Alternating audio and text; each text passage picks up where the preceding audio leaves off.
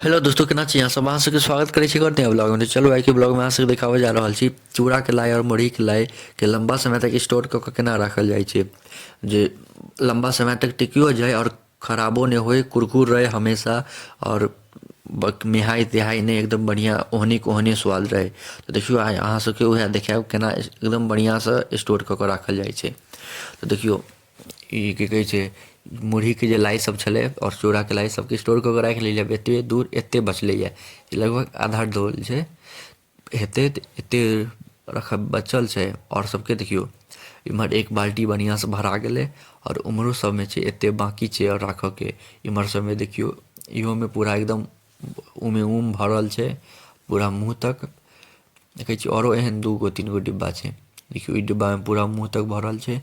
इहो में ई एगो पन्नी में बांध के रखने छी, जे लास्ट में नहीं बच जाइ छै मुरही सब, तो ओकरा पन्नी में बांधल जाइ छै, पुराना तरीका छै। आ देखियो चूड़लाई के डिब्बा में भर के रख देलिए।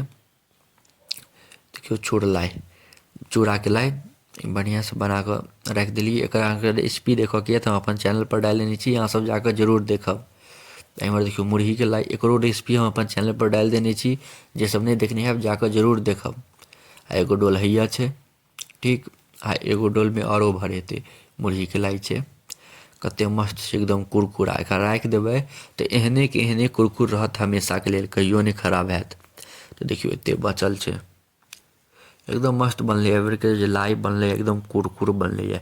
अहाँ सब एक बेर वीडियो जाकर जरूर देखब। देखियो टूटऽ लगले, ठंडा में जे छले से भकरऽ लगले तते, जे ताहि दुआरे एकरा बढ़िया से स्टोर कऽ के राखि देबै जे लंबा समय तक चलते।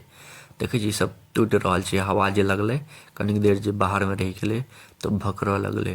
तो एकरा बढ़िया से बढ़िया से डिब्बा में राखि देबै, जे आराम से लंबा समय तक रहते।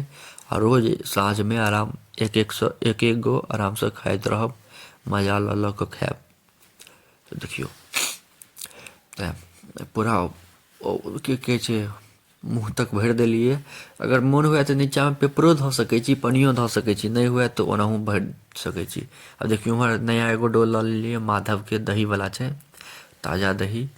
तो वह डोल एकदम बढ़िया से साफ कर लेलिए। देखियो कते एकदम उज्जर जगह चमकै छै, एकदम बढ़िया से साफ कर लेलिए। पूरा पानि सुखा लेबऽ के छै, पानि नहीं रह के चाही।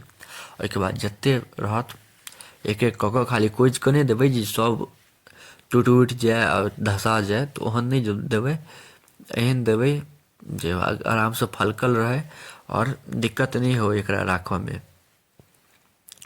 तो देखियो अब जे सब बचल रहे सबके में धऽ देलिए, आराम से लंबा समय तक आराम से टिक जेते। देखियो कते बढ़िया से जते में छै बाकी सब एहिमे धऽ देबै और एकरो ढक्कन लगा लेबै। नीचा में पेपरो दऽ सकै छी, मोन होइए तो पेपर दऽ दियौ, नहीं मोन होइए तो कोनो बात नहीं, तैयो सेफ रहते, ठीक रहते। अगर अहाँ सबके चूड़ा के लाई केना बनै छै से देखऽ के ये, एक रेसिपी वाला वीडियो चाही, या मुरही के लाई के रेसिपी वाला वीडियो चाही, या उज्जर जे तिल होइए ओकर तिलवा के रेसिपी चाही, या मूंगफली के लड्डू के रेसिपी चाही, जकर भी रेसिपी चाही सब हम अपन चैनल पर डाल देने छी। अहाँ सब जाकर एक बेर जरूर देखू, बहुत मस्त ब्लॉग हम बनाबै छी, अहाँ सबके नीक लागत। हम कनिक मेहनत करै छी बीच में कनिक ज़्यादा मेहनत कऽ रहल छी, तऽ अहाँ सबके जरूर पसंद है, जाकर जरूर देखब, बतायब केहन लागल। देखियो ओहो भरि गेलै, इहो भरि गेलै, इम्हरो भरि गेल छै, इहो आधा छै चुड़लाई, औरो बनते बाद में। तो देखियो एते भरि गेलै, 4 गो डोल एकरो आब इम्हर कऽ लै छी। देखियो इहो भरल छै, भरल की छै आधा छै, कनिक और एहिमे एतै। अब देखियो सबके एक जगह कऽ लेली। इम्हर एहिमे मुरही के लाई, एहिमे चूड़ा के लाई, एहिमे मुरही के लाई, अहियो मुरही के लाई, 4 गो डब्बा छै। अब सब में बढ़िया से सैता गेलै। ऊपर में पेपर धऽ कऽ बढ़िया से बंद कऽ देबै ढक्कन के, जे हवा नहीं जाए अंदर। देखियो सब में एना की कहै छै ऊपर से पेपर धऽ देबै और ढक्कन के बंद कऽ देबै। देख रहल छियै तो बताओ अहाँ सबके केहन लागल। और जे हम रेसिपी डालने छी मकर संक्रांति स्पेशल, चूड़ा के लाई, मुरही के लाई, उज्जर तिल के तिलवा, मूंगफली के लड्डू एकर सबके जे हम रेसिपी डालने छी, जे सब नहीं देखने हैं जाकर जरूर देखब, बहुत बढ़िया छै। तो देखियो अब सबके बढ़िया से ढक्कन लगा देलिए, आराम से राखि देबै। अहाँ सब जरूर एक बेर ट्राई करब घर पर। अहाँ सब कते देर तक देखो के लिए धन्यवाद। नीक लागे तो लाइक, कमेंट, शेयर, सब्सक्राइब।